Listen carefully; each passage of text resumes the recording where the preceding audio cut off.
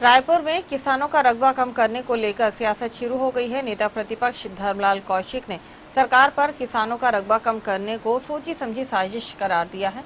उन्होंने कहा, ये सरकार किसान विरोधी है। इस दौरान उन्होंने कर्ज माफी को लेकर भी सरकार पर निशाना साधा।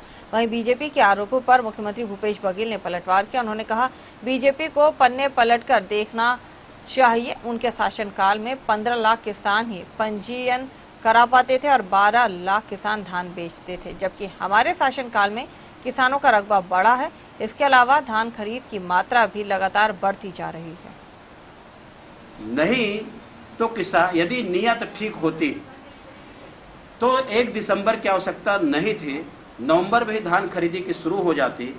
और जहां तक बोरा के लेकर के जो रोना सरकार रो रही थी, आखिर 1 दिसंबर के लिए इनकी क्या तैयारी हुई?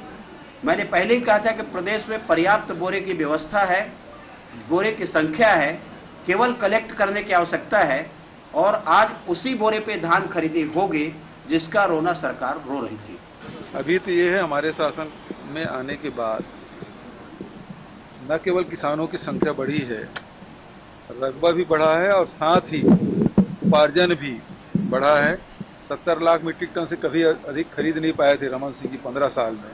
हमारे शासनकाल में हमने 80 लाख मीट्रिक टन धान खरीदा, दूसरे साल 83 लाख मीट्रिक टन धान खरीदा और इस साल और बढ़ने की